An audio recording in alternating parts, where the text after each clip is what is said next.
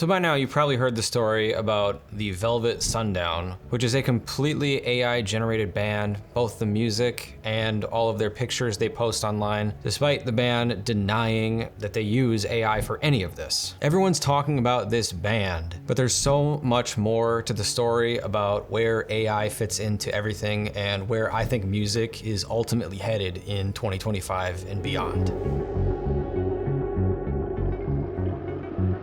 So a Reddit user posted a thread and it went completely viral about how they found a 100% AI generated band. Every single publication under the sun has reported on this band, the Velvet Sundown. They have more than 500,000 monthly listeners on Spotify as it stands today. And before all of this news and press coverage started, they had over 100,000 monthly listeners just from the algorithmic Spotify playlists. Any kind of visual element that they are posting on their social media is so unbelievably fake. It's laughable. This is obviously AI. And on their social media, they are constantly denying that they use any kind of AI at all, that they are a real band. Let's take a quick listen to them. Dust rises from the empty road, carrying stories never told. To be honest, the music they put out doesn't actually sound that bad. To a casual listener, you might not even think that this is anything other than just kind of a generic folk rock song. One of the first videos that went viral was Rick Beato breaking down one of their songs. He took it into Logic and basically split out the stems. So you could hear the drums, you could hear the guitar, the vocals, all isolated. It was abundantly clear that these songs are generated with AI, and everybody is really, really upset about this. And then of course, as I'm shooting this video today, we have breaking news from Rolling Stone. They talked to Andrew, the main person behind the Velvet Sundown. They basically said that they used Suno to generate all of the music. So they have a second album coming out on July 14th, and I really believe what's gonna happen is right before the release, we're gonna see all their socials change. We're gonna see real pictures of people in the band, or if it's just one person, we're gonna see them. We're gonna hear actual recordings on this because their band now has a solid audience from this viral campaign. At least that's what I think this is.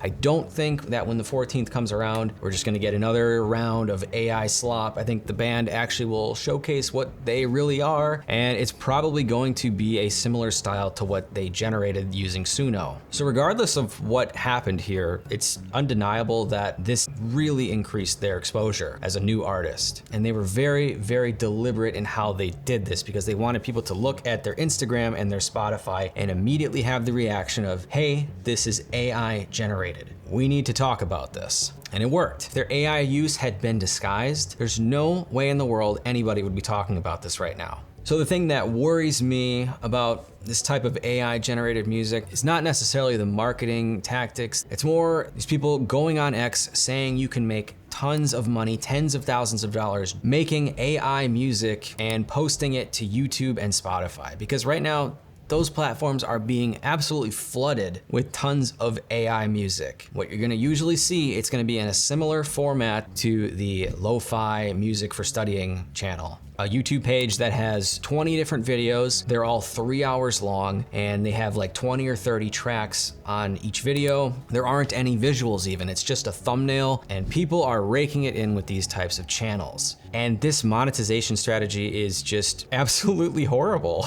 These channels, they're gonna get approved with Google AdSense on YouTube, and then basically just churn out as much AI slop as possible. All of these channels, their only goal is to produce videos that are as long as possible, and they're not meant to be like actively watched. They're meant to be like in a background tab, so you just keep this running while you're doing other tasks. So one channel that I found is called Hyperdrive Sound, and we're witnessing the rise of AI generated study music, y'all.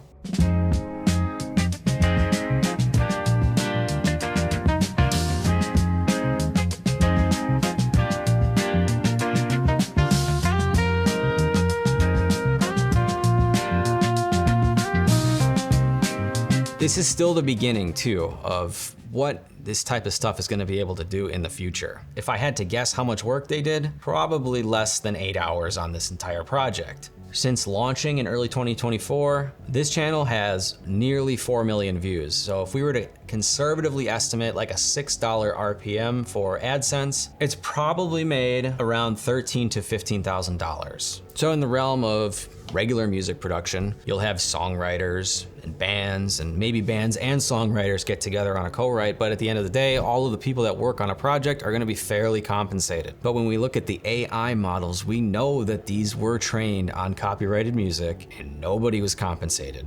And still, there's no standardized system to pay an artist if an AI model outputs something where it was trained on your music. One other big problem that is kind of hidden, and no one is talking about this, is the idea of using AI tools to generate music and then going into the studio and reproducing them. Maybe slightly tweak some of the parts, but for the most part, the chords are gonna be the same, the melodies are gonna be the same.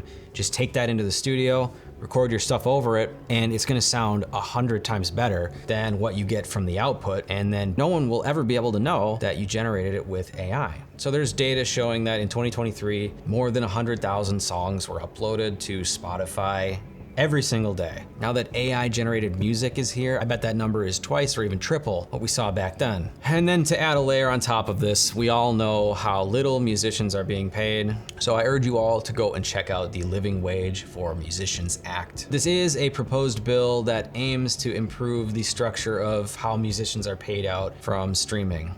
It would end up being similar to radio royalties, which is huge because when we were signed and we were played on the radio, we would get those radio checks and they were a lot bigger than what we're getting on Spotify.